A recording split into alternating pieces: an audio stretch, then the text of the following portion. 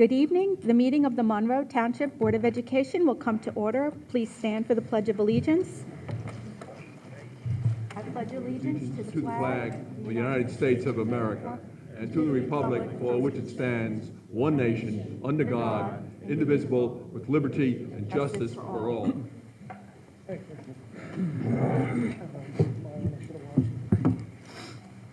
Before we get into our meeting, I know that all of us were affected last Friday by the horrific events in Newtown, Connecticut, where 20 beautiful young children and 6 of our colleagues lost their lives in an unimaginable way. So at this time, I'd like to have a moment of silence in remembrance.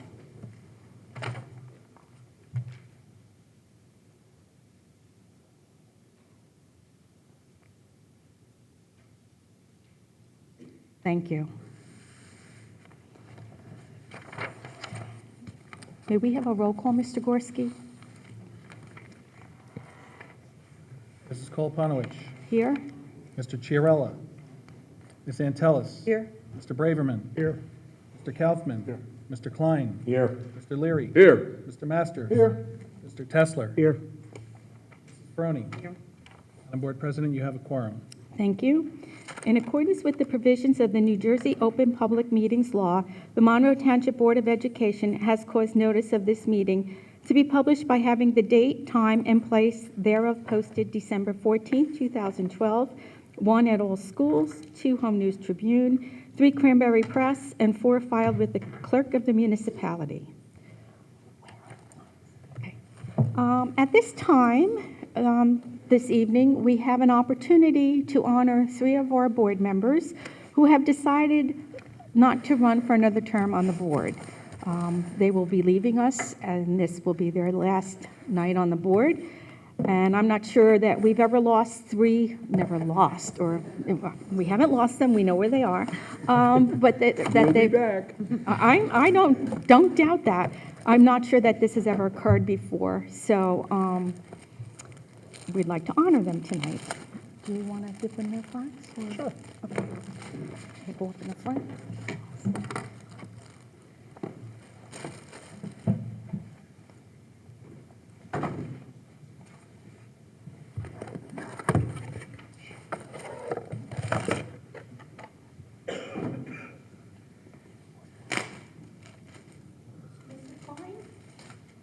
Always first.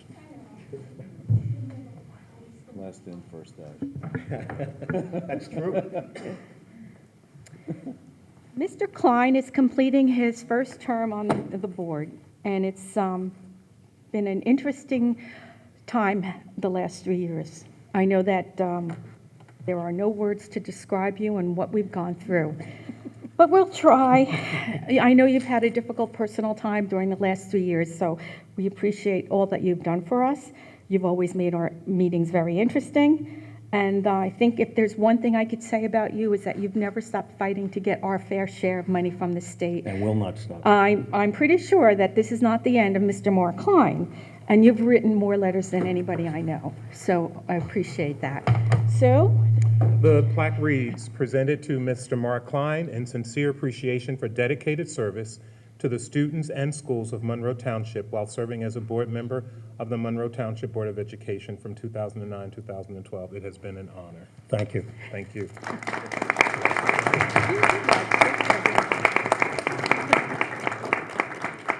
and if you'd like to speak, you've got 3 minutes. Well, I'm changing that in a motion. 10 minutes. Yeah, okay. Though I'm only on the board 3 years, I tried to make an impact. I tried to represent not only the students and the parents, but also the taxpayers. And though I did not complete what I wanted to complete, I will continue on as a resident. The reason why I did not run is my wife passed away in May, and I didn't know how I could handle it. But I'm not ruling out running again next year. So I may be gone at the table here, but this coming year, I'll be out where all of you are, fighting for our students, our parents, and the taxpayers to get our fair share. And I just thank everybody on the board, in the administration, people in the main office for all the backing that I've gotten, all the help I've gotten, and the friendships that I made. And as far as Ms. Kapanovich, she's the best.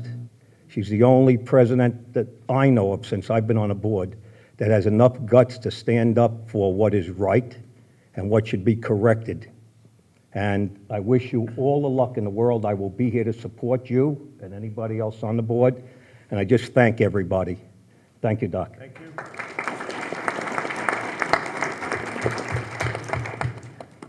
Mr. Leary? I'll be there in a moment. Okay, we'll wait.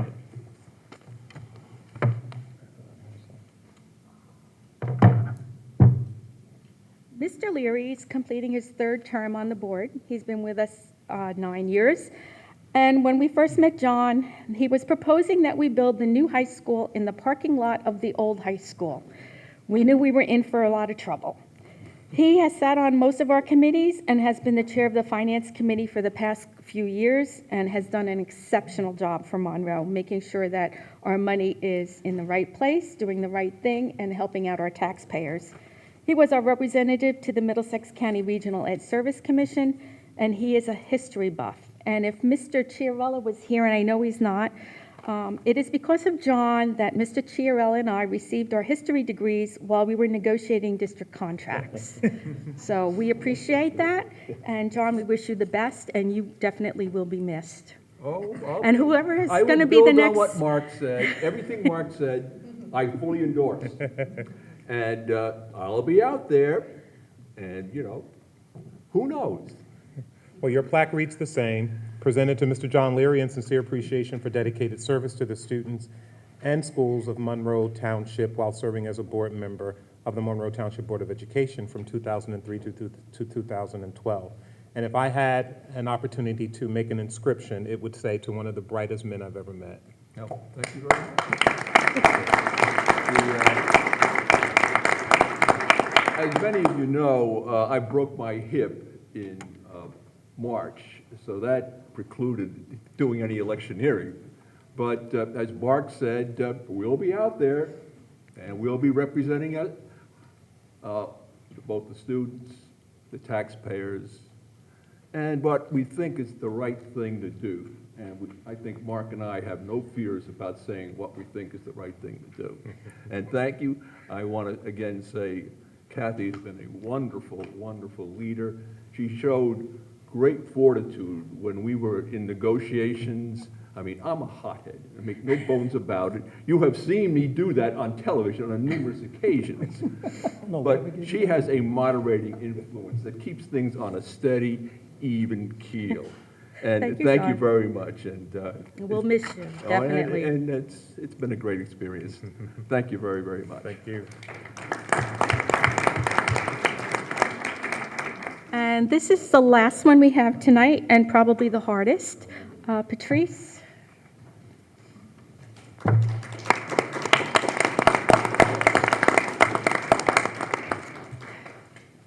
We're going to cry. Patrice has been the representative from Jamesburg Board of Education. According to the law, we are a sending receiving district. Jamesburg sends their students to Monroe to the high school. We accept them, and we have a representative from Jamesburg. So Patrice is completing her 16th year as a Jamesburg representative. And while it's a remarkable service in and of itself, she's also completing 17 years on the Jamesburg Board of Education. So whatever she's done on Monroe, whatever committees she's been on and the help that she's given us, she's also been giving it to Jamesburg at the same time. So that really is remarkable. She has sat on and chaired our committees. She has supported the new high school, and she was instrumental in coordinating our K-8 curriculum with Jamesburg so that their students would be on the same page with Monroe students as they entered our high school as freshmen. When their Jamesburg students arrive in Monroe, they are not Jamesburg students and Monroe students, but they're all Monroe Township High School students, and that's something that Patrice truly believes in. And she definitely will be missed here. She's not only been a colleague on our board, but I consider her one of my good friends. Patrice?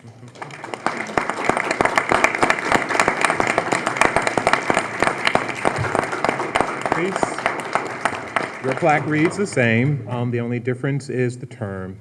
Presented to Patrice Ferroni in sincere appreciation for dedicated service to the students and schools of Monroe Township while serving as a Jamesburg representative to Monroe Township Board of Education from 1996 to 2012. And you have been a very nice balance to this board. Very much. Thank you. Thank you.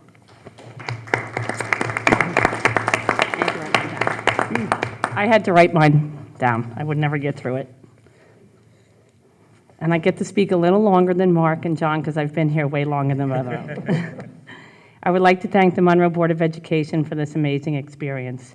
When I became the rep in 1996, the administration at the time was not of the mindset that there should be a shared effort between the two districts to exist in a respectful, amicable existence, even though Jamesburg had already been attending Monroe for 17 years. This mentality trickled down to staff and board members. As the administration changed, so did the mentality. I would like to commend Dr. Ralph Ferry and Dr. Chris Tankin, along with Mr. Wayne Holliday, for having the vision to create a positive environment, which has continued with Dr. Hamilton, Dr. Gorman, and Mike Gorski. I've had many firsts on this board. My first friend was Marv Braverman, and Carol Herring, who I do see sitting in the audience tonight. Kathy Kalapanowicz gave me my first chairperson title as head of curriculum. Luke Hoffman gave me the honor of speaking at my first high school graduation, my son Brian, followed by Kathy allowing me the tradition to speak at Caroline's graduation. I've sat through countless interviews over the years, some that directly enrich my children's lives, such as Marietta Ruel, Mr. Rob Goodall, the principal, Bonnie Burke, to name a few. Others that have benefited the K-8 program greatly, such as Dr. Lynn Barbieri, Ms. Sherry Chanley, and as recent as Patty Dinsmore. Just tonight, we talked about the administrators, athletic directors, staff, and board members that have come and gone in my tenure. As a parent, I am forever grateful for the education my children received while here at the high school. I could never thank all of them for their endless support and dedication to my children. The child study team alone, consisting of Marietta, Irene Barada, Erica Friedman, Steve McKenzie, Miss Basile, and the entire special ed staff. Finally, I thank my husband, Tom, for his support, and my kids, Chris, Brian, and Caroline, who have suffered through years of me running out the door at dinner time. And my dearest friend, Sherry and Van Steiner, who are also here tonight. Sherry was the reason I joined the Board of Education initially, for her dear dedication to the children of Jamesburg. In light of recent events in Newtown, Connecticut, our children are our most precious and protected commodity, and I thank you for the opportunity to serve so many of them.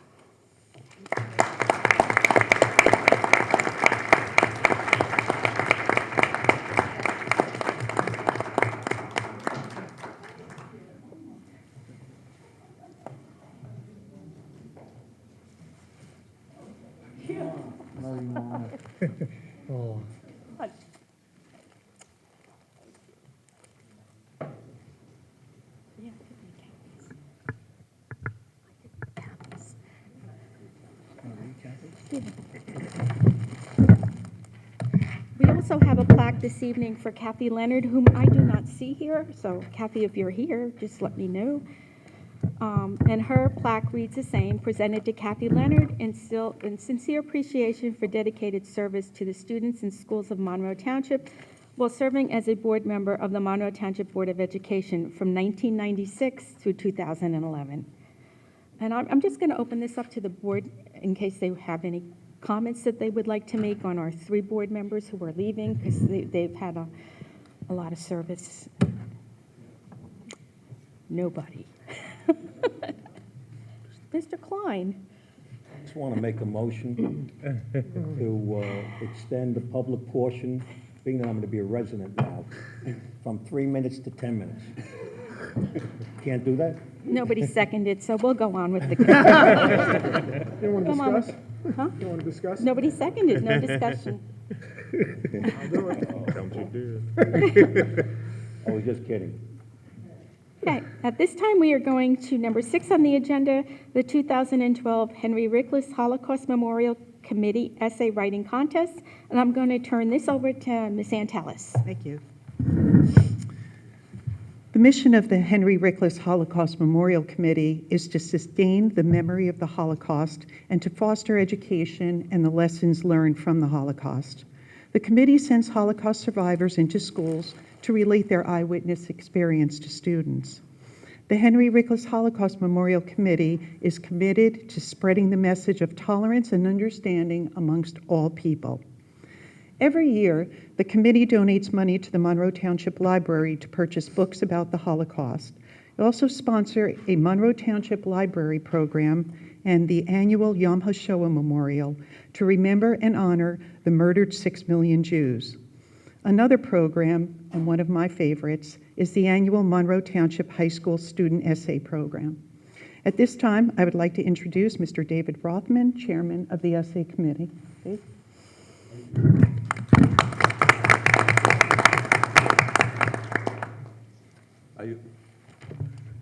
I also wrote my notes down, so lest I forget. First of all, good evening, Dr. Hamilton, board members. Good evening. Faculty, students, members of my committee.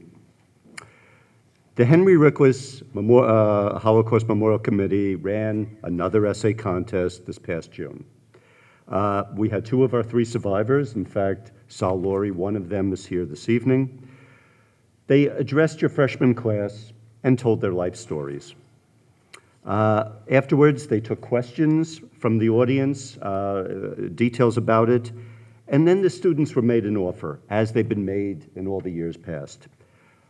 Here are 4 questions, and the questions are, what would you do if you came face to face with the Holocaust denier?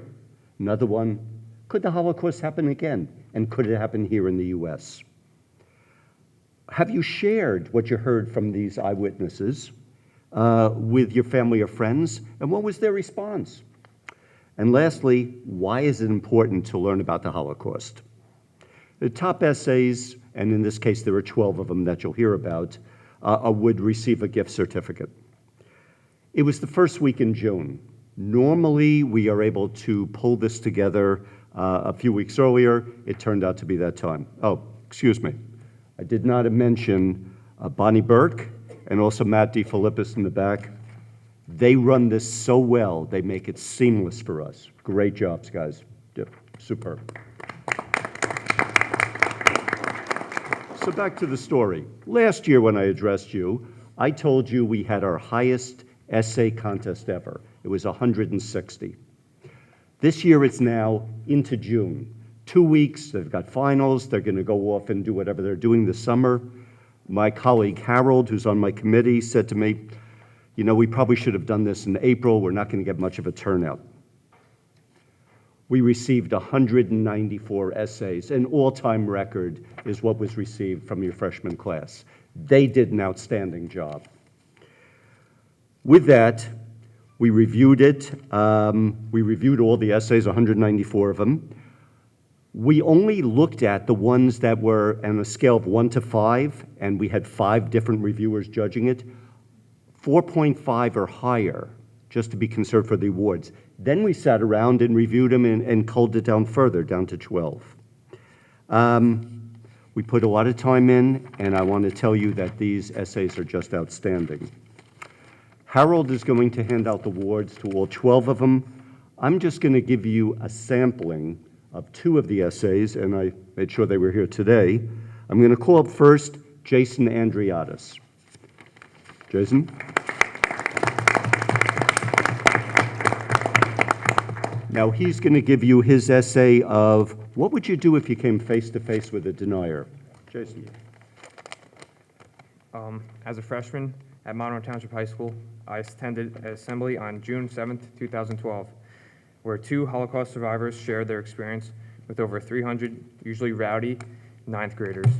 I was amazed at how quiet the room got. You could hear a pin drop as the survivors told their stories.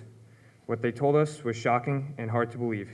Even more shocking is that there are people who denied the Holocaust ever happened. If I ever came face to face with someone who claims that the Holocaust did not take place, I would enlighten them with the facts that cannot be denied. First of all, there are countless photographs and film footage taken during the liberation. Many soldiers and other people interested in history recorded the events in great detail, not to mention the survivors' recollections. There is an abundance of visual evidence that still shocks us today. The actual physical remains of the concentration camps cannot be washed away. I would recommend that the skeptics take a trip to what is left of these hell camps. They could travel to Poland and walk the grounds of Auschwitz, where the largest number of European Jews were killed in the gas chambers. Another place I would suggest they visit would be Bergen-Belsen in Germany, where Anne Frank died shortly before World War II ended. There are many other concentration camps that the non-believers should visit, which would leave them speechless. In addition, I would direct them to read some very impressionable books about the Holocaust. They should read about the Nuremberg trials, that were a series of military tribunals of war crimes. Unfortunately, Hitler was never brought to justice because he committed suicide. I would also recommend that they read the countless eyewitness accounts of the brave survivors and victims of the Holocaust, starting with Anne Frank's The Diary of a Young Girl. There are so many moving stories that would touch any denier's heart. If that does not do it, a visit to the Holocaust Museum in Washington, D.C. would be another suggestion. My final comment to anyone who states that the Holocaust did not take place would be to quote Eli Wiesel, a Holocaust survivor himself. Mr. Wiesel said, "To forget the dead would be akin to killing them a second time." There would be nothing else I could add to his words. Thank you.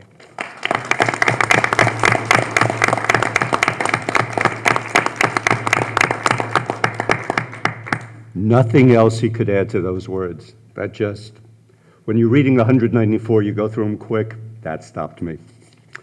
The next person up, and this person addressed the question of why is it important to learn about the Holocaust. I call upon Yasmin Abed. Please come up.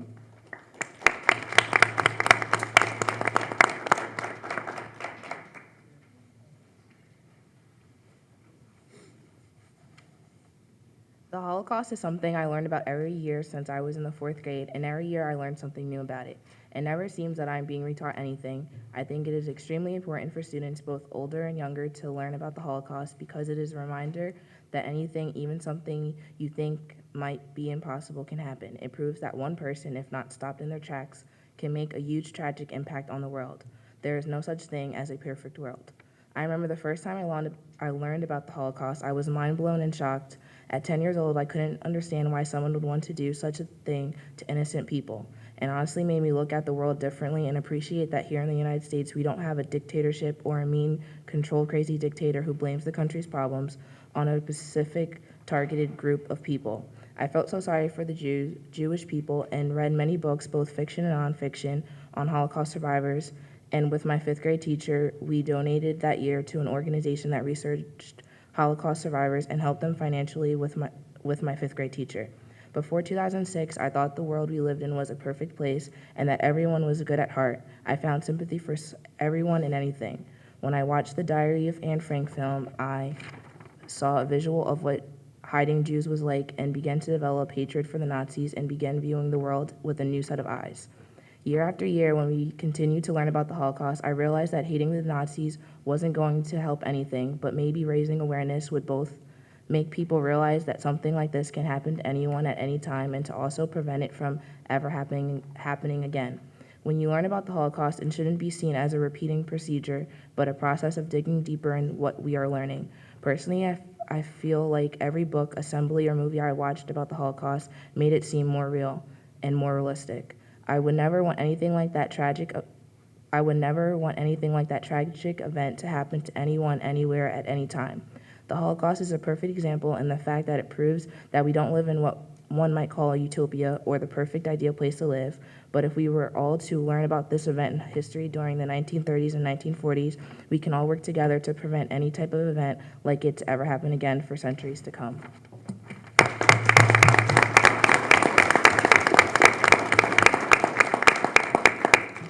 And there are 10 more that are just as excellent. I'm calling up my colleague Harold. Please come up, and we have the awards for the award winners. Harold, thank you. Okay, I'm going to call out the 12 winners for the 2012 essay contest not in alphabetical order or any order. Jason Andreas.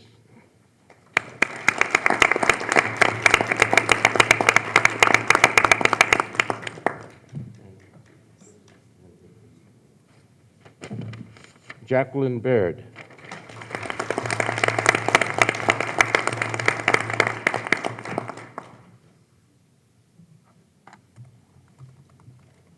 Congratulations. Thank you. Sal Profaci. Sal is at a wrestling contest, and his mom is here to accept for him. Yasmin Abbott.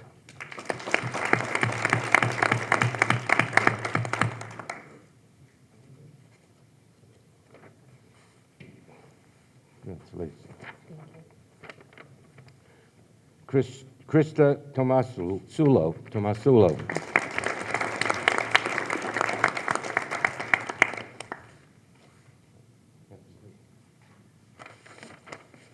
Sherry Boy.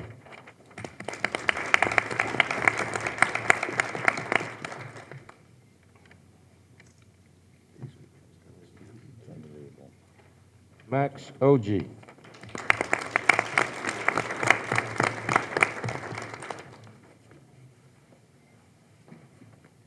That side, do that side. All right. Neil Patel.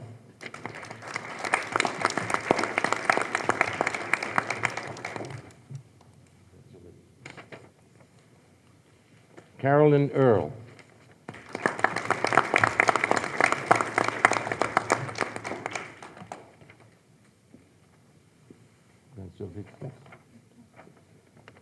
Sharia Tabakapali.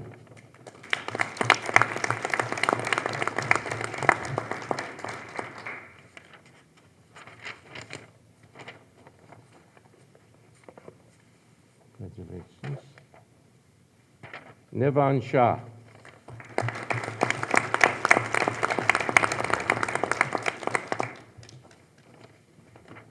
Congratulations. Nicole Eng. Congratulations.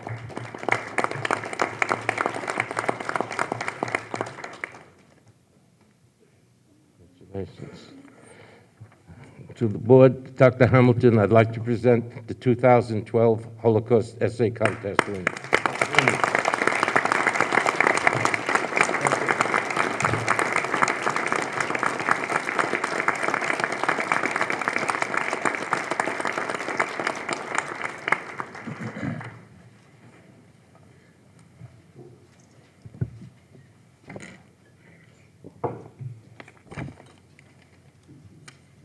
Thank you very much. I know that earlier today, Ms. Antelis had sent us a copy of all 12 of the essays that were award winners. And if you haven't had the chance to read all of them or some of them, they are very moving, and we have great kids here. And I'd like to also thank Amy for her leadership in the Henry Rickless Holocaust Memorial Committee. I know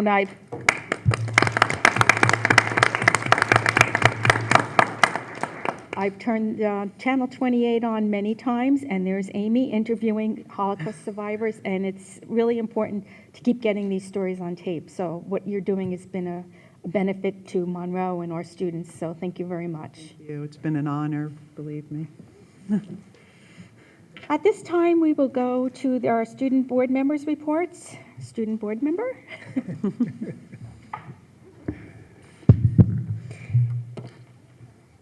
Good evening, ladies and gentlemen. My name is Francesca Speranza, the junior class Board of Education representative. The following events took place this month. SATs took place in MTHS on December 1st. Parent-teacher conferences were on December 4th and December 6th. There were half days on December 5th and December 7th. Also last week on December 13th, a wonderful winter chorus concert took place. December 21st is a half day, and school will be closed for winter break from December 24th to January 1st. Thank you. Thank you. Next, our public forum. Anyone from the public wishing to speak to the agenda, please come to the microphone and state your name and address for the record.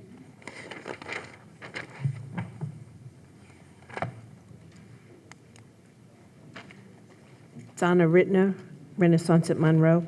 Is the 2013-14 school budget going to come in below, at, or above cap? Mr. Gorski, would you like to answer that?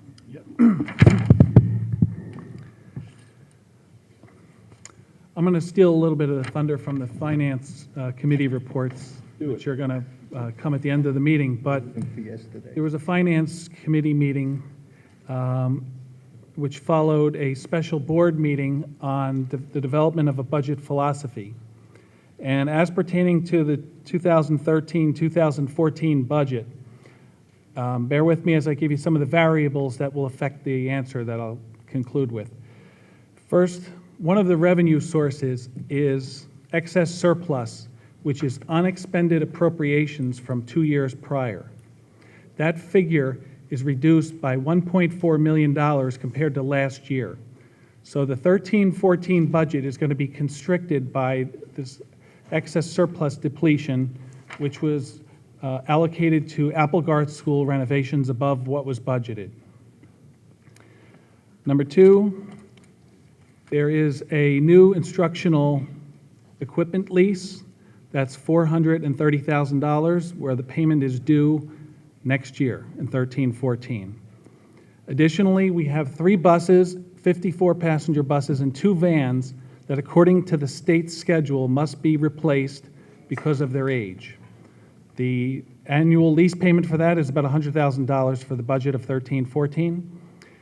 And most importantly, there's an estimated 225 new students for the 2013-2014 school year. At an average cost per pupil, which is documented in our CAFR, Comprehensive Annual Financial Report, and also the budget documents from last year, the average cost per pupil for this district is about $15,250. So the cost that the district is going to incur to educate those 225 students is above $3.1 million. All of these variables taken into consideration on next year's budget really require an administration's recommendation that the district consider going to cap. Now, the tax levy cap, by going to cap, is approximately $1.8 million of additional tax levy to be raised. That does not cover even half of these extra costs that I've explained before. So they will have to be adjustments made to existing programs and services in order to accommodate that. Another budget priority for next year is some of the roofs throughout the district that have been neglected for over a decade. More buildings in this district need roof attention immediately than have roofs under warranty. I have a picture here of what was passed around at the Finance Committee meeting and also the Building Grounds Transportation Committee meeting, identifying pictures of the Monroe Township Middle School roof, both the classroom wing and also the section above the Marasco Performing Arts Center. It looks like when my kids used to build a Lego house and put a roof of different colored shingles all throughout, due to the patchwork. It's not one consistent color throughout. The classroom wing is leaking. When we used to have board meetings in that room, it was accompanied by buckets and tarps over the library books. So the Board of Education has addressed this on an installment basis in the 13-14 budget by wishing to address the Monroe Township Middle School classroom wing roof replacement project for a cost of about $1.25 million. I'd like to conclude by saying that these roof replacements, we did one last year at Brookside School, 13-14, we're doing another one here. Most school districts cannot afford to do these projects within the general fund budget because of the 2% tax levy cap.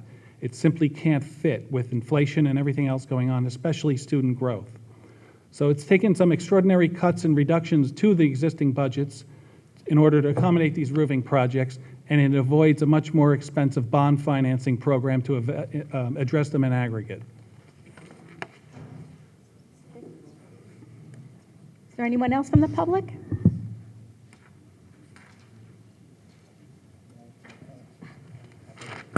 Shell Arminio, 9 Nathaniel Street. First, I'd like to take a moment to thank Mr. Klein for his dedicated service.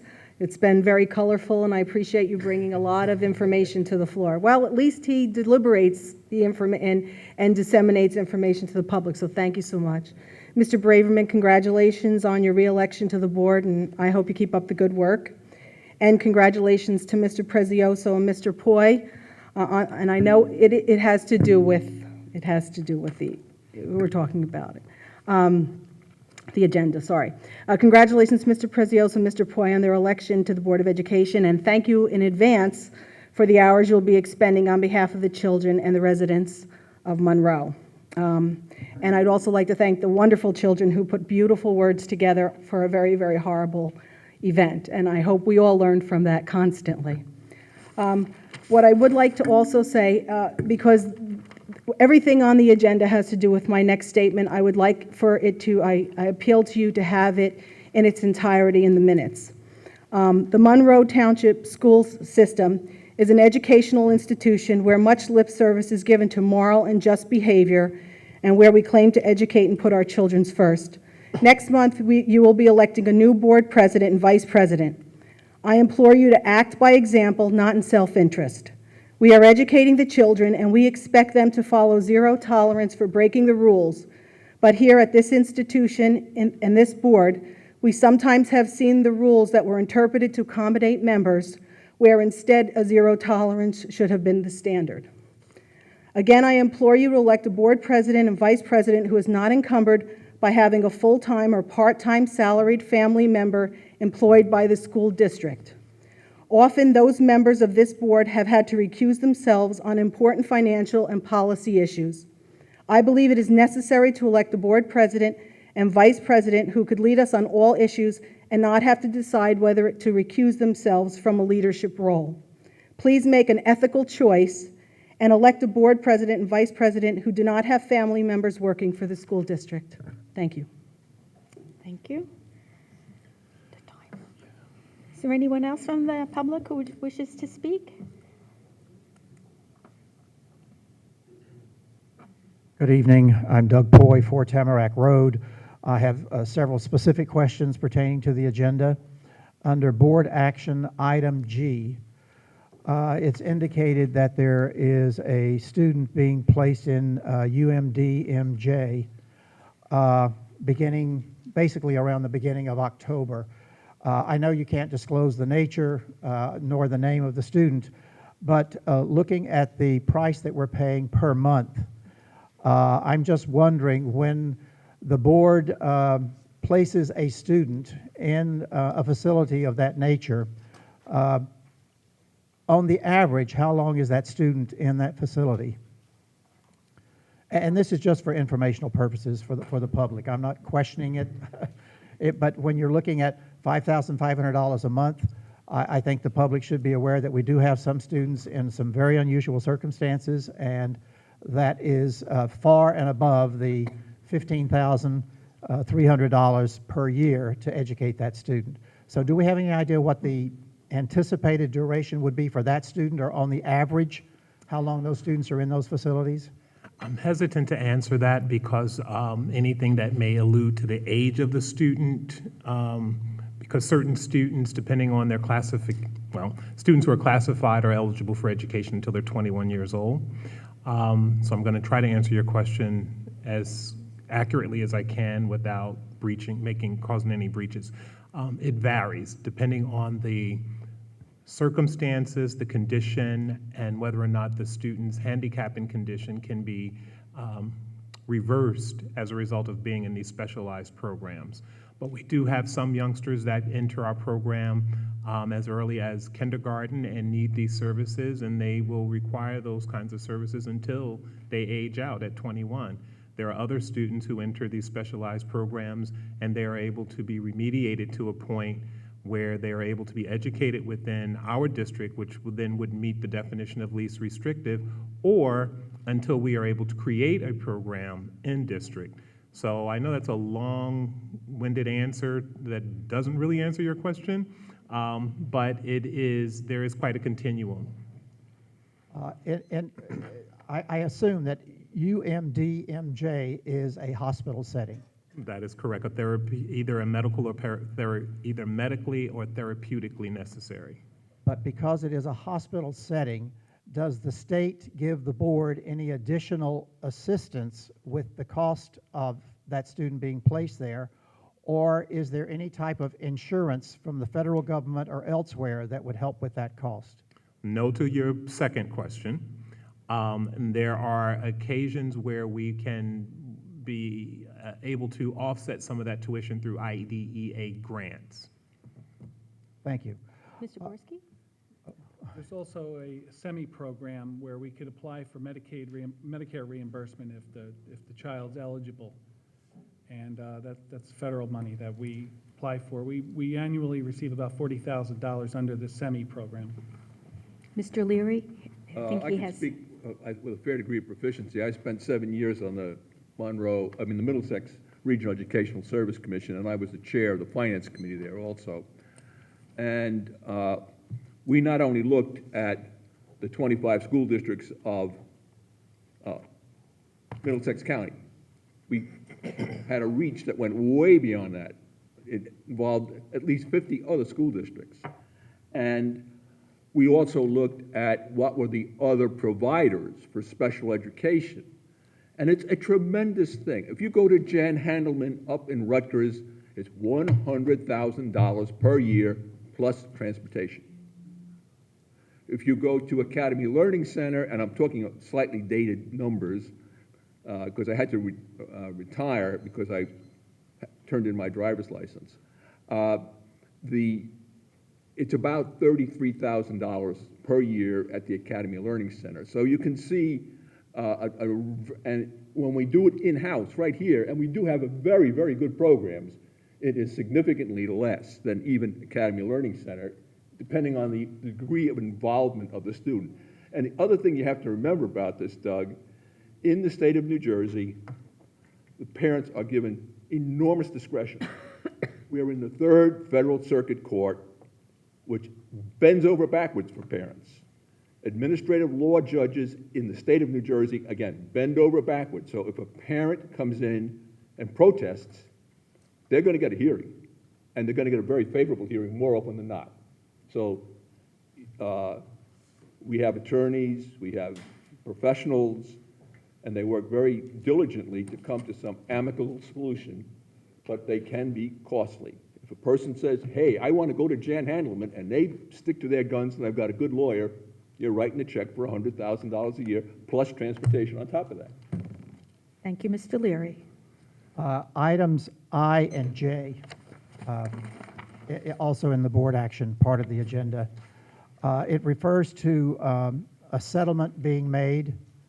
My question is, and I know once again you can't reveal the nature of the individuals, but is it a financial settlement, and if so, to what extent is that? And is that settlement paid for from through insurance, or is it having to come directly out of board funds? You want to answer that? I can answer it. Okay, Dr. Hamilton. Both of these, item J was a very lengthy litigation that went before the administrative law judge, and that was the decision of the court. It does have a monetary, both of these matters actually have a monetary settlement associated with it, because it will result in services that will be required to be provided outside of the district. And so the cost of that will come directly out of board funds, not from any kind of insurance? That is correct. Okay, thank you. And under the business administrator's report, there are several items, B, F, and G. They all refer to the payment of bills related to the new high school bonds that we've had at various times. My question is, why are these funds still being expended, and how much longer do we anticipate that will happen? Because those are coming from unspent bond money, if I'm not mistaken. Mr. Gorski? Even though the facility is completed, there are still some areas that need address. Some items of repair or modification are still going on. Some closeout with the contractors is usually a reason why you still see some of these items on here. Mr. Tig does a very safe job of holding retainage on all of the contracts, so that until everything on his punch list is satisfied, he doesn't pay until full satisfaction on the monies owed. So, this is not unusual to have payments going on these bond accounts this long. Plus, Certain administrative costs are paid from the bond account, such as the time spent auditing each bond referendum, capital expenditures as part of the audit, and those costs are allocated to each bond account.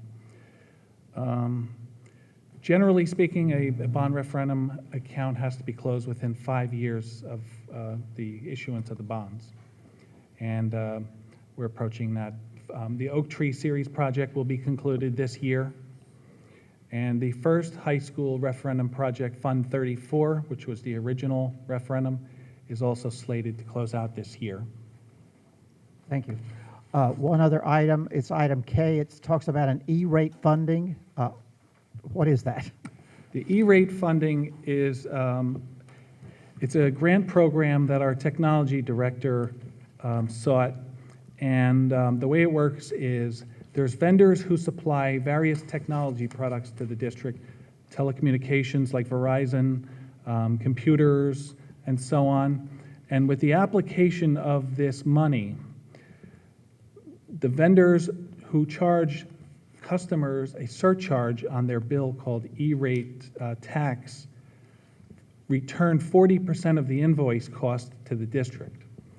That has exceeded over $100,000 last year of cost offsets, which we return back to the taxpayers. Thank you. Mr. Leary? Yeah. E-rate's a very interesting thing. I retired in 1995, and a partner and I started a little business right after 1996 when the Telecommunication Act was passed. The other name for the E-rate tax is the Gore tax. Former Vice President Gore was very instrumental in creating this, and it really is tied into that great indicator of all things in education. What is this free lunch rate? And if you have a high lunch rate, free lunch rate, you get quite a flow of money. And if you're with a relatively low free lunch rate like we have here in Monroe, you get a pittance. But again, it really shows that it is an intervention into the telecommunication industry, and it's, you know, working on the old legacy mythology that it was a monopoly. But we're now living in the internet world, and I think that E-rate is going to be seriously looked at in the coming days and weeks, and we'll see what happens. But keep your antenna up. It's a state of flux. Thank you, Mr. Leary. Is there anyone else from the public wishing to speak to the agenda?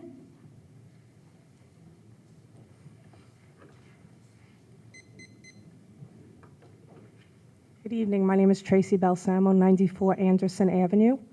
I have a question. I noticed last week radon testing was being done in a couple of the elementary schools. My question to you is, could you explain why this testing was done while school was in session?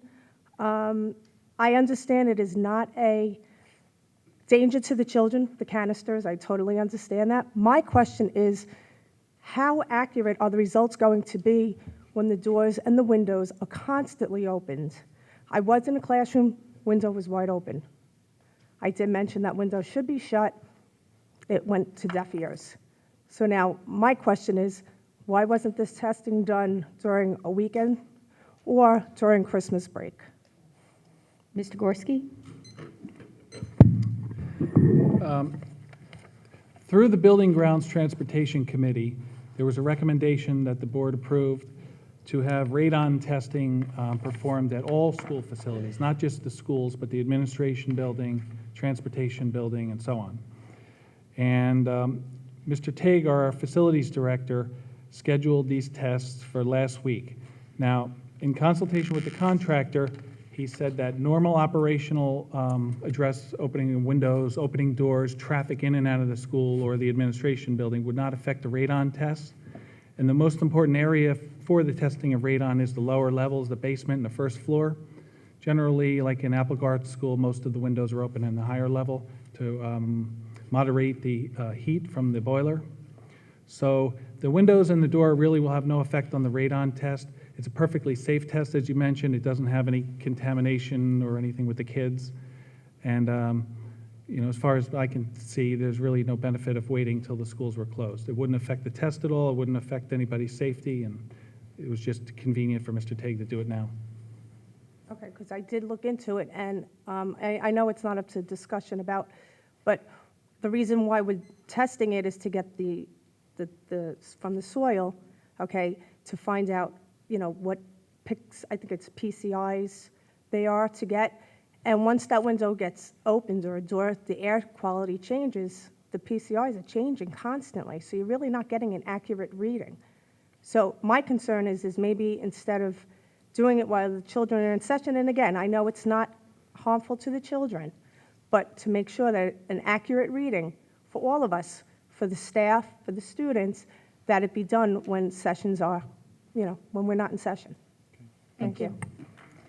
Anyone else from the public? May I make a comment? No, Mr. Leary. We'll get through the agenda. We'll let you go later. No, just, this is a very brief one. Oh, sure. I lived in Hunterdon County before I came here 21 years ago, and there's a formation of rock called the Breading Prong, and it's the source of radon. If you go into parts of like Clinton and other parts of Hunterdon County, you see readings that are off the scale. We're in the flatlands, and we have readings that are so low, you have to get a very sensitive meter to even find out what level of radon we have in the flatlands where we live right now. But in other parts of New Jersey, it's quite a significant issue. Thank you, Mr. Leary. Yes. Mary Ann Lester, 44 Avenue I. I just want to go back to the agenda item I that Mr. Poy was talking about. Since you submitted an agreement, can you tell us the amount, the monetary settlement and the cost, the legal fees for that? I don't have those numbers off the top of my head, but you can certainly fill out an Oprah form and we can get that information for you. Okay. Anyone else from the public? Okay, seeing no one, we'll have approval of the minutes for the Public Board of Education meeting of November 14, 2012. I'll move it. Second. Mr. Klein, Mr. Kaufman, any comments or questions? All in favor? Aye. Opposed? Abstentions? Okay, the approval of the minutes for the closed session meeting of November 14, 2012. Mr. Klein and Mr. Kaufman, again, comments or questions? All in favor? Aye. Opposed? Abstentions? Okay, the approval of the minutes has passed. We will go to the superintendent's report with Dr. Hamilton.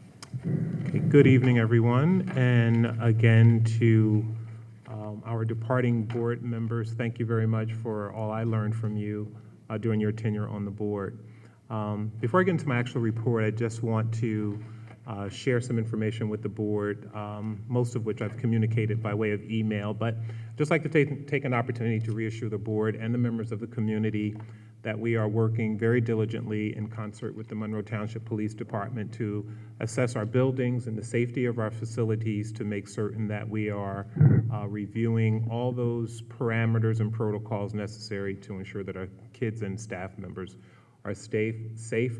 Our principals will also be retraining staff in addition to the annual training we're required to have on our emergency management plan and making any necessary recommendations for changes. We believe we're doing everything we can to make sure that we are covering our bases. Included in your report this evening, of course, is the enrollment data for the district, along with the number of students who are homebound and those that are placed in out-of-school out-of-district facilities, and our fire drills and lockdown drills, which are conducted each month in accordance with requirements. Moving on to the personnel report. Madam Board President and members of the Board of Education, it is recommended by the superintendent that personnel items A through FF be approved by roll call vote.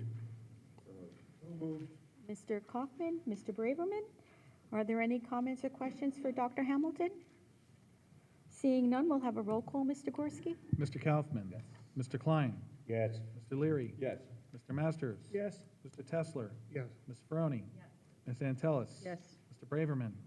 Mrs. Koloponowicz? Yes. Madam Board President, personnel items A through FF passes. Thank you. And board action items under the superintendent's report, Madam Board President, and members of the Board of Education, it is my recommendation that board action items A through K be approved by roll call vote.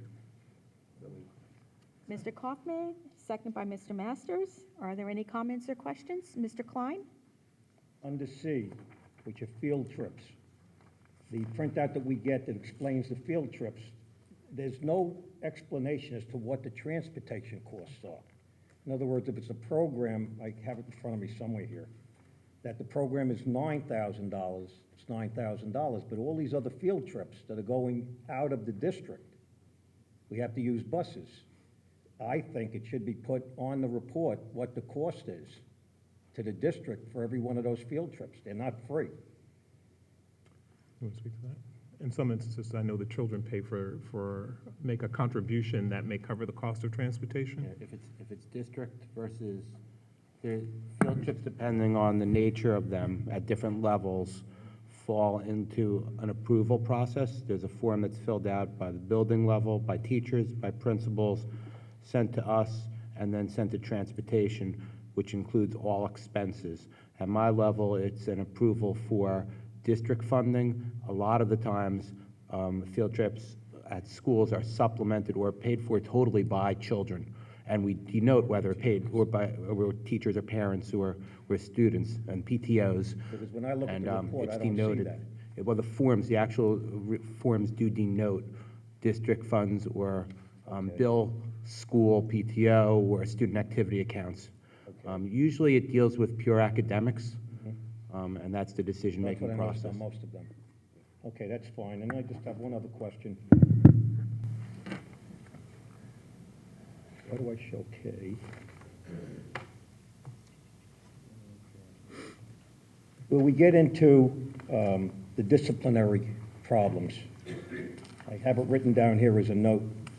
Again, this is a pet peeve that I've had for the 3 years that I'm on the board, including trying to rewrite the penalties, which we met with the high school administrators and principal to try to put more meat behind the penalties. And what I see here is just the same thing over and over again for 3 years. I see the same penalties, and I'm sure if I go to my spreadsheet, it's probably the same children starting from grade 5 all the way through the 3 years, including high school. So whatever the penalties are that they're using, they're not working. And also, only on a couple of those did I see parents' involvement, that parents were notified. And I think when a child cuts school a second time, walks out of a class a second time, curses at a parent, curses at or shows disrespect to a staff member, the first time, a parent should be notified. I do not see it on here. And these were things that in the suggestions that I made, all this was covered. Parents know nothing about what goes on in the school unless it's really serious. I see things, students walking out of a classroom, the same class, 5 times. We're halfway through the semester, or I should say the year. So evidently, the penalties that are being used are not sufficient. Parents are generally notified, and parents can access discipline reports online. So anytime a student receives a detention, certainly if there's an HIB letter, whether it's founded or unfounded, or if there is a disciplinary action that requires a youngster to serve a detention in school or out-of-school suspension, particularly for an out-of-school suspension, a parent is required to come in for a conference before that student can come back with someone on the administrative body. For excessive offenses or something pretty egregious, something that may involve up to a 10-day suspension, that parent would generally have to meet with the assistant superintendent and the principal before being allowed to come back. And in some instances, I've even sat in on those meetings depending on the severity. Good, thank you. Anyone else? Then we will have a roll call. Mr. Gorski? Mr. Kaufman? Yes. Mr. Klein? Everything except I and J. I and J, I vote no. So noted. Mr. Leary? Yes. Mr. Masters? Yes. Mr. Tesler? Yes. Mrs. Barone? Yes. Ms. Antelis? Yes. Mr. Braverman? Mrs. Koloponowicz? Yes. Madam Board President, board action items A through K passes. That Thank you. concludes the superintendent's report. Then we will move on to the business administrator's report. Mr. Gorski? Madam Board President and members of the Monroe Township Board of Education, it is recommended that board action items A through P be approved by consent roll call. Mr. Kaufman and Mr. Braverman? Are there any comments or questions for Mr. Gorski? Mr. Tesler? Just real quick, I did have some questions, but Mr. Poi stole all my thunder. Thank you. Oh, we're sorry about that. Anyone else? Then we will have a roll call. Mr. Kaufman? Mr. Klein? Yes. Mr. Leary? Yes. Mr. Masters? Yes. Mr. Tesler? Yes. Mrs. Barone? Yes. Ms. Antelis? Yes. Mr. Braverman? Yes. Mrs. Koloponowicz? Yes. Madam Board President, board action items A through P passes. Thank you. That And that, concludes my report. okay. We will move on to the board president's report, and it's going to be just very brief, wishing everyone a very happy, healthy, and safe holiday. And we will move on to committee reports. Are there any committees that need to report this evening? Mr. Kaufman? Yes, there was a curriculum meeting. Start over. There was a curriculum meeting this evening in which we discussed a couple of items. First, Greg Beyer proposed the creation of a table tennis club. The number of students that are requesting the participation has been met. This first year will be next year. It will be at no cost to the district for the first year, and its success will be completely dependent upon its participation in subsequent years after the 2013-14 school year. There was also a proposed sidebar for 3 different, help me out, agreements to cover The arts related to a 6th grade presentation and a couple of other things which came before the curriculum committee. And we advised the administration to go ahead and move forward to be able to support these particular efforts for our students. The last item, which was the iFalcon store, myself and some of the other board members spoke to some of the students out in the foyer to find out more about how they're using the iPad program here in the district. So that's my report. Thank you. Does anyone else have a report this evening? Mr. Leary? Mr. Gorski made a complete recitation of what we did at the Finance Committee last night. Thank you. Short and sweet. Wow. Caught me off guard. Then we will go, is there any other committees? Yeah, I have mine. Hold on, I'm getting got the agenda. Mr. Leary, I could never recite it as well as you do. I apologize in advance. I got to read off this because I did forget my notes, and my wife didn't remind me. Well played, sir. Well played. She's going to go up to the mic.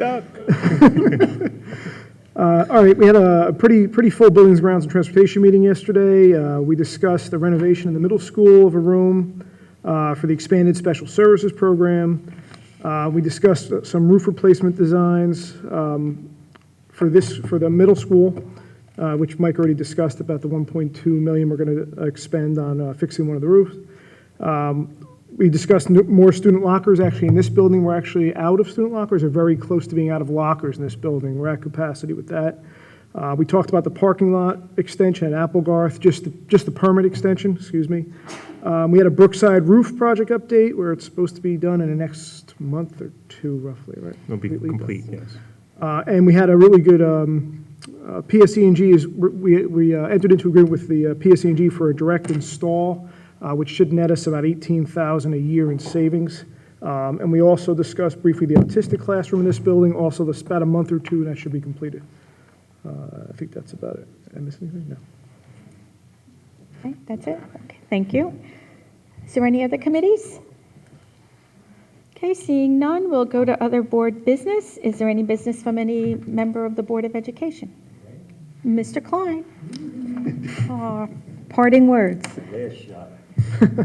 First of all, I just want to start off, before I get into what I really wanted to talk about, is to thank Kathy for a fabulous job this year, and would hope that it'll continue on next year. And just keep up the great, great work. Thank you. Michael Gorski, you're a tough act to follow. I mean, you, in the 3 years that I'm on the board, I think you've been in charge, I guess, as the BA for the 2 years. One fantastic, fantastic job for this district, for the students, for the parents, and for the taxpayers. You deserve a round of applause.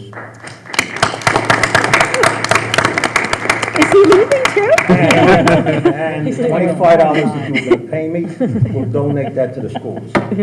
Okay, now to get more serious.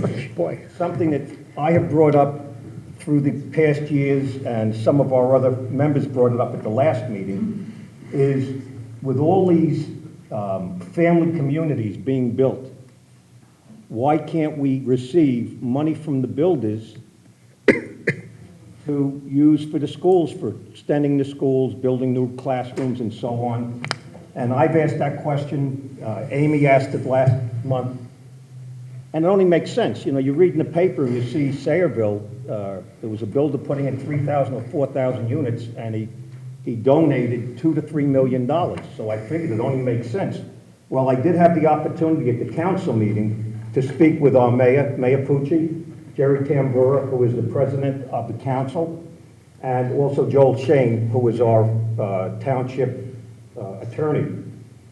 And it seems that when it's something that is already in the, now I'm paraphrasing, so the mayor listens to this and the people on the council, if I make a mistake, I apologize. But in essence, when it's something that's within the zone, an approved zone, that all they have to do is go to the planning board, you are not allowed to ask them to pay towards the schools. On the other hand, if they have to apply for a variance, that is the time that you were able to say, okay, we can approve the variance, but it's going to impact the schools, therefore we request you pay towards the schools. So in other words, if it's a zoning issue, we have a leg to stand on. If it's a planning board issue, which is within the zone, and it's approved for the zone, we don't have a leg to stand on. And the proof of the pudding is the SALO Act. That was where Trenton gave approval to the builders that if they were approved for a PRC, an age-restricted community, and they did not take a deposit, they have a right to ask for a conversion to a family community. Now, the idiocy of this is that the two builders who applied for the conversion, one was Hovnanian and the other was Renaissance Properties, did absolutely nothing to promote the sales of anything. There were no signs up, no nothing, just empty lot. And our elected officials, that I did not elect, in order to protect the builders, allowed them to apply for this conversion. I testified against Hovnanian as a resident, because I'm also on the zoning board. And I brought up the point about, and I walked them through it, well, what happens with the schools? What about all these kids? You have roughly, I'm going to round it out to 2 kids per family. In reality, I think the federal is 2 1/3 or 2 1/2. So if you're putting in 400 units, that's 800 kids. Where do you put them? The answer I was given right then and there, according to the SALO Act, you can't use that as a reason to turn it down. Yet they give you nothing towards the schools. And then they have affordable housing, where Ingram came in. Those of you who are familiar with Englishtown, as you're going down 522, the new development on the left, that's affordable housing. And it's based on what the parents or the people earn to be able to live there, and it's rentals. I just so happened to be at the Affordable Housing Committee in Monroe Township the night that the builder was there making a spiel on putting in 100 rental units. And in his statement, he says, we want to put in 100 rental units for families, and it will bring in $72,000 a year more in taxes to the municipality. Not 2 seconds later, he says, and we will pay nothing towards the schools. So what you see there is, as you go by, look on the terraces and see how many kids' toys are out there and bicycles and all. All those kids, there's 100 units, let's say minimum 200 kids, That development is paying absolutely nothing towards the school system. And this is what goes on in Trenton. So we really don't have a leg to stand on to get money towards the schools.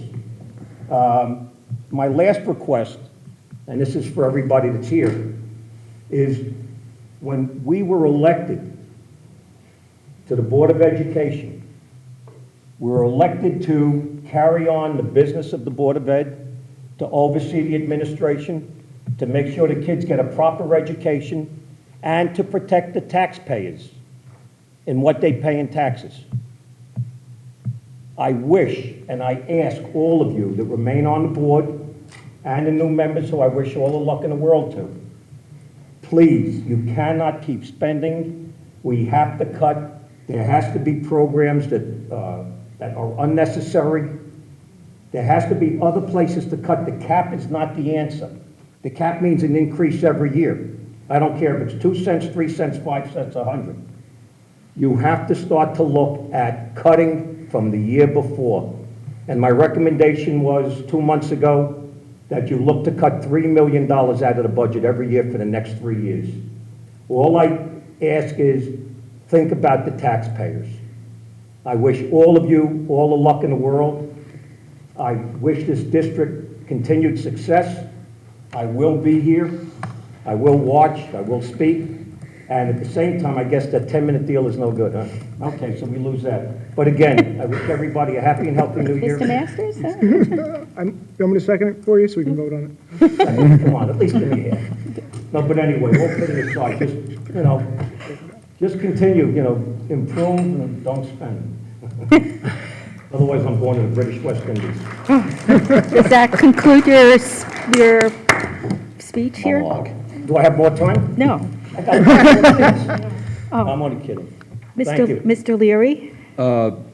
My swan song will be that, building on what Mr. Klein said, when you look at our next-door neighbor, the Commonwealth of Pennsylvania, school boards are ex officio members of zoning boards and planning boards.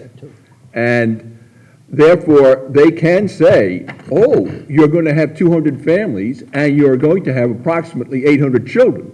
That says we need another Oak Tree school. What are you going to pony up to build an Oak Tree school? And there's a completely different dynamic in the Commonwealth of Pennsylvania than there is in the state of New Jersey. And the sad and sorry state that Mark was talking about is really a testament to the lobbying power of the real estate interests and developers of this state. Watch it, because there has to be a change. Monroe is a dynamic, rapidly growing community, and if you go and look at reasonable projections, we're going to bust out of all our walls, and depending on what the national economy and the international economy happens in the coming months, and things are in a great muddle right now with the fiscal cliff. But if we return to anything like what was happening in the period from 2003 to 2008, we're going to have to start serious discussions about Monroe Township South High School, and we're going to be talking about additional middle schools and definitely more elementary schools. Kathy, I just have to add something, All which I right. forgot. Okay. I'm going to limit you to 3 minutes this time. No, this is short and sweet. At one of the meetings, it could have been the last meeting, we discussed about having, right now I've been doing it because I go to the zoning board meetings because I'm on a zoning board. I go to the planning board meetings, Phil and I, and we try to speak up. I try to speak up as a resident, anything concerning the school district. But I speak only as a resident, and you'll see that if you go to the tapes. Something that we discussed was having a representative from the Board of Ed sitting on the planning board and perhaps the council, not voting, but to be able to sit and question.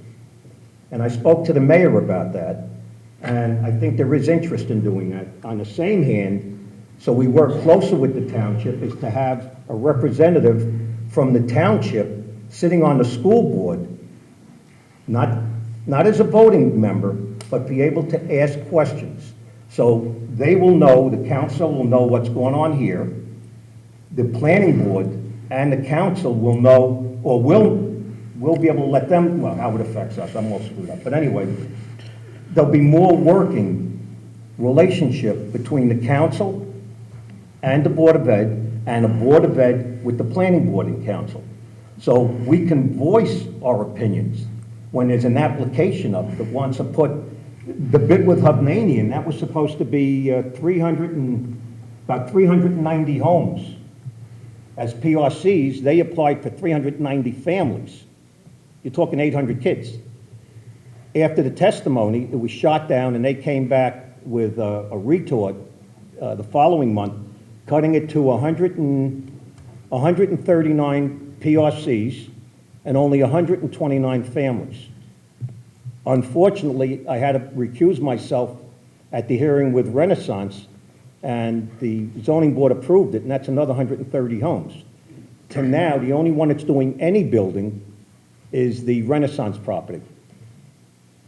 Not Renaissance, excuse me, the Hovnanian property. They've already started clearing and they're getting ready to build. Renaissance, I see nothing yet. So it's just to keep you informed. I mean, this is what's hurting us, and then we get no money from the state. That's worse than anything. But that's, I shut up. I'm done. That was my last. We've heard that before. Well, Is there any other board member who, Mr. Masters?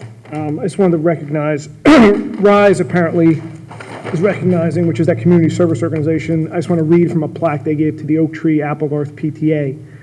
Thank you for bringing joy to 300 families with your donation of pretzels for Thanksgiving. So I know Chrissy's probably here. I just wanted to thank her, and RISE thanks you. I'm sure she's here somewhere. There she is. Hey, Chrissy, thank you. And it was a lot of food, because I know it sat in my living room for about 2 hours. So thank you very much. Thank you. Anyone else? Patrice? Mr. Leary and Mr. Klein, I will not be back. So I did just want to acknowledge, Marv and Amy and Ira and Lou and Ken and Lou and Kathy, Mark and John, for the endless hours that you have put in. People in the public don't really realize the countless days and weeks and months and years that have gone to trying to better educate the children of Monroe. And while the public doesn't always agree, I can assure you that the best interest of the children is at heart for all of these people. I've known them for many years, and the township should be very appreciative to have all of you, along with Mike and Dr. Hamilton and Dr. Gorski. I will truly miss all of this, and I thank you for the time. Thank you. Anyone, Mr. Kaufman? Yeah, this is really quick. This is our last meeting before our reorganization meeting, and I really wanted to just ask a question to the board members that are here, really for also the benefit of new board members who will be sitting in these 3 seats at the next reorg meeting. I would like to know, because one of the first things we do at the reorg meeting is to elect a new president, just by a show of hands, who is, of the board members, who is looking to be the board president when we have the election next month? Kathy? Yeah, right. Yeah, I'm toying with it too. And Mr. Masters. All right, so Kathy, Lou, and Amy. And Patrice. And Patrice. That's all I need to know. Okay, thank you. Kathy, I just want to say something, because nobody said anything before. I feel bad. I just wanted to thank all 3 of you, although we haven't agreed a lot, so much so. I really appreciate the time that you put in, the time we've spent together. It's actually been, for my first term, it's been very enlightening. Thank you very much. Thank you, Lou. Amy? Many years ago, when we first did the first bond referendum, there were 2 gentlemen from the retirement communities that really were opposed to it, and then those 2 gentlemen ran and became board members. One was Harold Pollack, who passed on, a wonderful board member. The other was Mr. Leary. Mr. Leary joined our board, and we were a little nervous at first. And it turns out that if you needed some number information, John was the man to go to. John became one of the best board members we ever had. I know when I needed some information, I could call him, whether it was historical or in numbers. John, I think you've done a great job. on the board. I wish you and your lovely wife Tina the best. Patrice, we've known each other a real long time. Patrice has always been a huge advocate, not for just Jamesburg, but for Monroe as well. And you talk about the hours we put in, you doubled it. And God bless you for that, because I don't know if I could have done what you did. You've been a great advocate for the children of Jamesburg, and I believe that you're, the person following you will do well in your footsteps. And Mark, your term on the board, been very interesting. Certainly, you know, your speeches about the Abbott District are so true, and about the, you know, about getting us to where we need to be. I know that you've stalked the governor, I heard, and it still didn't work. But, you know, I applaud your efforts. I applaud anybody's efforts who runs and sits here for hours on end. You don't see our committee meetings, but there's good discussion. And we might not always agree, but there's always good discussion. So to the three of you, I wish you the best of luck. Thank you. Okay. Anyone else? Okay, we will move on to the closed session resolution.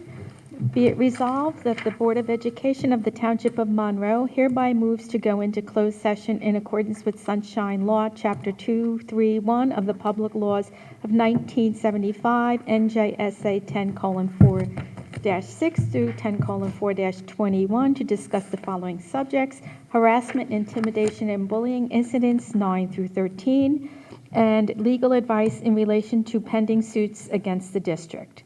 The discussion conducted in closed session can be disclosed to the public at such times as the matter has been resolved. Second. Mr. Kaufman, Mr. Masters, all in favor? Aye. Opposed? Okay, at this time, the board will move into closed session. Okay. Graduation. He dove into a pool like 3 feet deep. At this time, the board will move back into public forum, public session. No, I got email back. So we'll go to the number 16 on the agenda, the public forum. Is, again, anybody from the public wishing to speak, please come to the microphone, state your name and address for the record.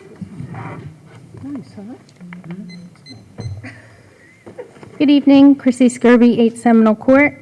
On behalf of the Oak Tree Applegarth PTA, I wanted to thank the board members who are leaving for your service, Mr. Klein, Mr. Leary, and Patrice.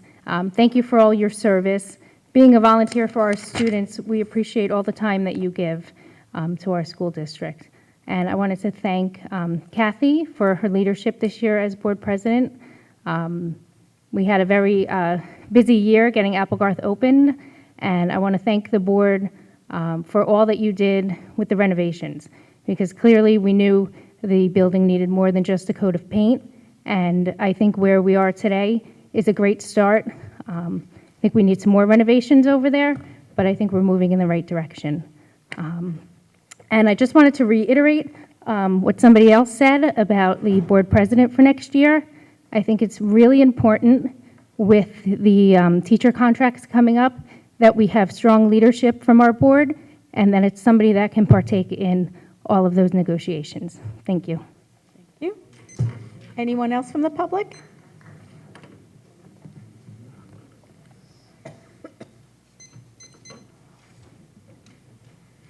Michelle Arminio, 9 Nathaniel Street. I'd like to go back to the discussion about the iPads. I guess I was really not clear about, it's costing us, in what budget, $400,000?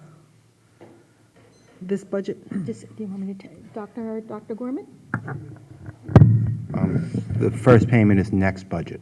Is the next budget, it's a $400,000 payment. Is it a lease purchase or just a lease for 3 years?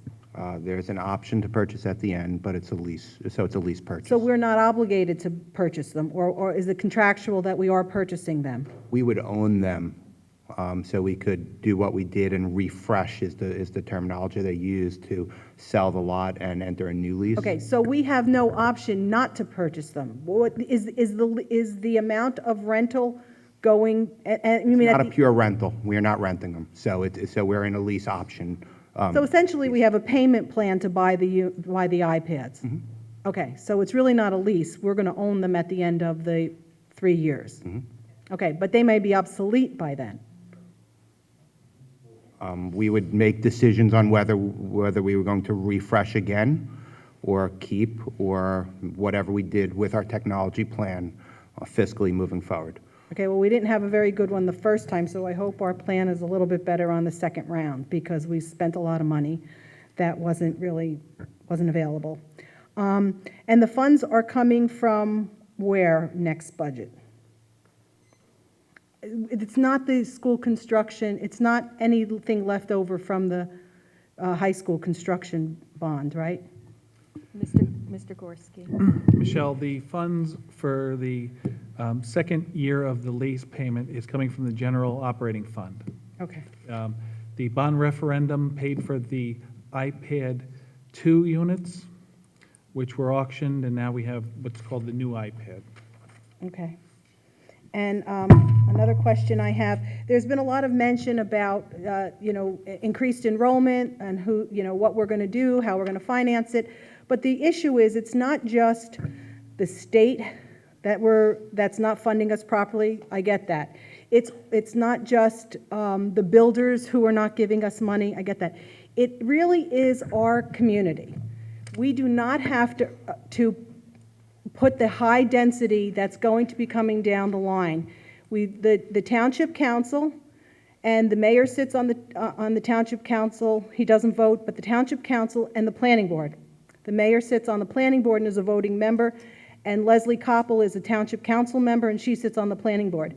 In the last year, they have redone the master plan land use element. And we are urbanizing Monroe in this next land use plan. So I would encourage anyone who cares about how many schools we're going to have to build to go to planning boards and township council, because that's where the decisions are made to put very high density communities in. We have about 4 communities that are either approved or in the process of being approved, that they're going to be high density, hundreds of units of non-age restricted building. So let's not point fingers. It's us. It's what we're doing. It's what we're allowing to happen to our community. And the builders are going to make all the profits, and the taxpayers are going to have the pain. And I'm not saying that putting children in the school system is painful. I'm saying the rapid growth is going to be very difficult for this community to absorb. And we had a very wise and capable Board of Ed member years ago, Rita Ostrager, who members of this board ostracized, no pun intended, and she predicted all of this happening, and now you're all on the bandwagon. But the poor woman couldn't speak years ago when she said this kind of thing was going to happen. So I would ask the members who've been here long-term, who've watched the evolution of this, to reevaluate some of the votes you've had in the past, and absolutely, this should not be a divided community. The Board of Education and the Township Council and the Planning Board, it's all coming out of the same pocket. We have got to really act as a community, know what's going on, speak to your Township Council. Let's worry about cleaning our own house before we ask the state to clean it. Thanks. Thank you. Is there anyone else from the public?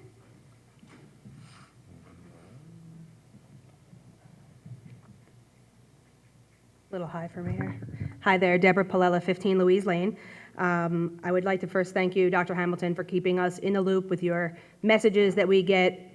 I get them on my cell phone and at home, letting us know what's going on, particularly not even just school related, but we did get information from you during Hurricane Sandy, whereas I heard nothing else from the township. So thank you very much for keeping us updated on those things. Very welcome, thank you. Yes, thank you. So I would like to also express condolences for the horrific horror that happened in Connecticut last week, and it's one of the reasons why I'm standing up here.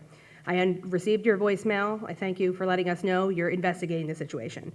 As a parent, as a citizen, anyone has great, investment in this town, in this community, in this country. I'm using my phone so I don't forget my notes here, so I apologize. I want to know a couple of things specifically. While you're assessing the situation with the Monroe Township Police, are you open to parent recommendations, staff recommendations? Are you looking to form a committee with all of us parents who actually do have a strong opinion about some things that can be made to help perhaps with the situation overall. Without divulging information, I know you cannot yet do so. Okay. Well, first of all, thank you very much for your comments. We've been looking very carefully at this, and of course, there are some very practical things that we can do immediately, like lock all your doors, insist that everybody use, even though it's an inconvenience, insist that everyone uses one door where there is someone there who will be buzzing them in or verifying their identity. So that's something that we can do as an immediate response. But because of the potential gravity of this matter, I think it's really important for us to have experts who do this for a living, do security assessments, and make recommendations because that's what they have been trained to do. So I've had conversations with the chief of police, and he has been extremely, extremely helpful and available and accessible. And they are going to, the police department, along with some of our security people, will be conducting that, that assessment. So I'm not opposed to hearing, and I've heard from parents over the weekend. I'm sure you've been getting tons of emails, so I've heard from many. I've heard everything from installing bulletproof windows on all the first floors of our buildings to metal detectors to arming teachers. I've heard it all over the last week. But ultimately, I'm going to be most comfortable with relying on the recommendation of people who do this for a living. So while I can appreciate parents want to know what's going on, and I don't want to give part of the information, I want to be able to have a recommendation to share with this board that comes from people who know what they're talking about, and then put that out to parents. Okay. But of course, parents are going to have some practical input, of course, which I welcome, and anyone who wants to email me those serious recommendations, I'm open to that. Totally fair. Thank you. Additionally, if there are recommendations given by these experts, including the police department, security experts, how will that budget, if it does require a certain monetary amount, where will that play into effect? Will other things be immediately cut? Will there be an emergency session to say, oh my gosh, we need police cars at every school immediately and we need to fund this? How will that work? That's a very good point, and I will be prepared to recommend, if that is the recommendation of a security person, that they say, you know, the most prudent thing to do, for example, is to hire off-duty police officers or folks who are retired police officers. If that is the most prudent thing to do, I will be saying to this board, we need to find X number of dollars in order to do that. So yeah, that is going to mean that if we add that expense, it's got to come from someplace else. Okay. Yes. Ma'am, for the last 4 years, our district has applied for a safety grant through our insurance consortium. And each year, I'm going by memory, but we received about a $20,000 to $25,000 grant. And with the money, the Board of Education directed us to install a lobby guard system at the school, whereas visitors have to furnish us with information to make sure they're not on a sex offender list and a criminal list. And then, you know, we have protocol for how to handle that if someone like this should come in. So some of that money is coming externally, so not to use budgeted money. While the licensing is great, particularly for pedophiles, I do not think it will do anything for an armed man walking into a school asking for an ID when he's shooting someone. So while it works for pedophiles, I do not agree that it works for a lone gunman or many. Opinion-based on your voicemail about marked and unmarked police cars. Yes. From a marked car standpoint, I have personally not seen any at the school that my children attend. I would feel much better if I saw a visual deterrent than an unmarked car. As a person who may commit a crime, I would be more nervous as I am being followed by a cop if I'm speeding than if it was an unmarked car. So visually, I'm sure there's proof behind that research that it would be a deterrent more so being marked than unmarked, but that's my opinion. I can't give you the research right now. I appreciate that, but they have been there. The police have been. I can attest to that. Yesterday, I was picking up my kids at Oak Tree, and I was actually going the wrong way. Mine don't go to Oak Tree, so I will just tell you from different people that. Around. So I do hope that presence continues. And then regarding lockdowns, is there going to be some sort of, I know there's new training, et cetera, but I just know in our school, second grade classrooms, they all are doing different things. Will there be some sort of protocol that teachers will have to follow, as some classes do one thing and others do another? We do have an established protocol, and one of the things that we discovered is that we have to revisit our emergency management plans, retrain our staff.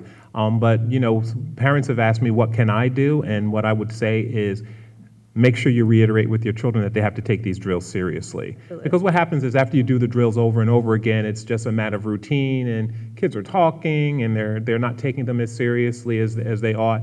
So we're really encouraging our children to take them, and our staff, to take them very, very seriously. And we are revisiting the protocol to make sure that it is uniform throughout the district, so that when we call for a lockdown or any kind of emergency evacuation, that everybody is operating from the same script. Great. And if that will be the same across the county. This is a unified approach across the county. Great, if there's information to come home to the parents, then we could reaffirm what you're doing in class per these particular situations. We Some can of do that information we won't be able to specifically, Of course. because there will be codes that we will be using that will signal a When certain available. level of threat. But standard procedures, what kids should do in an emergency, absolutely. Okay, well, thank you for your time. I know I've passed my Very time welcome. value. Thank you. Anyone else from the public?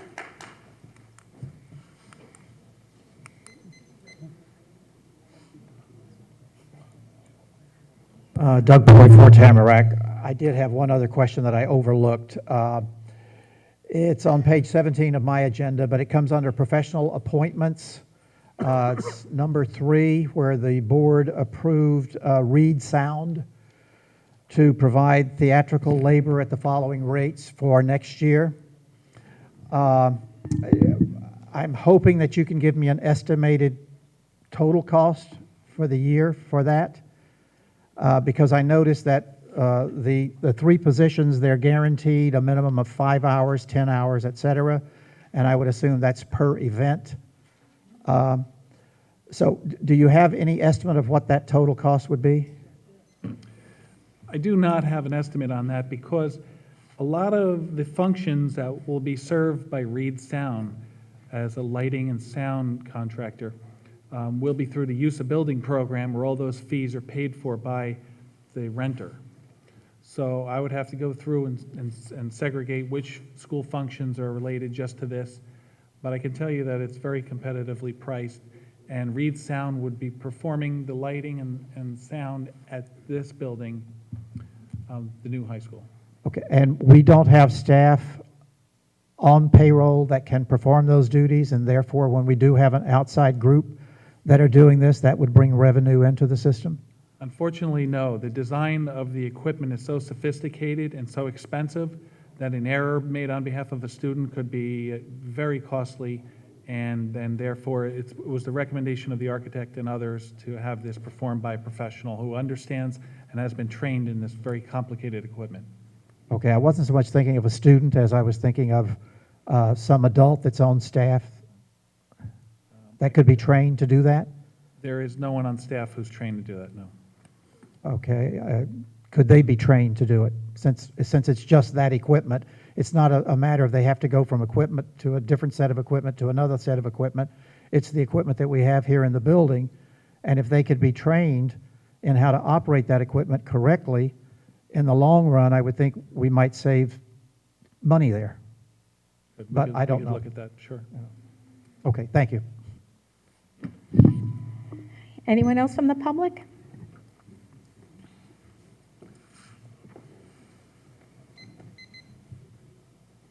Tracy Balsamo, 94 Anderson Avenue.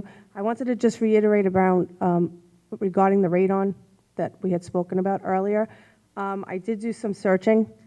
I am a licensed real estate office for Century 21 in Monroe, and which I should have said that earlier. But it does state that EPA protocols state that windows and doors should be kept closed as much as possible 12 hours before starting a test and throughout the test period. And it also states that do not place canisters in near drafts of doors, windows, fireplace, heating, or air conditioning units. So to reiterate what we spoke about before, this is something that should be looked into.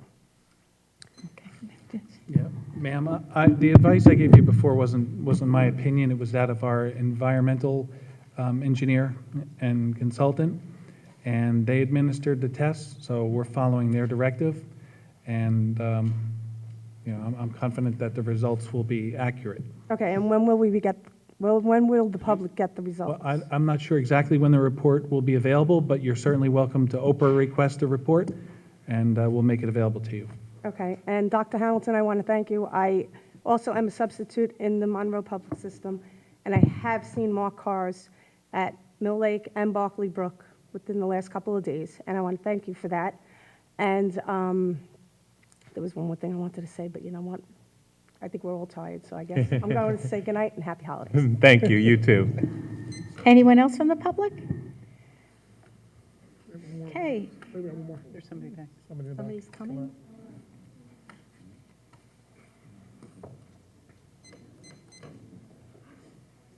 Lester, 44 Avenue I. First question, if Jamesburg doesn't pay the interest on the debt for the new high school that is included in their tuition rate for their students attending our high school, what is the estimated loss of revenue?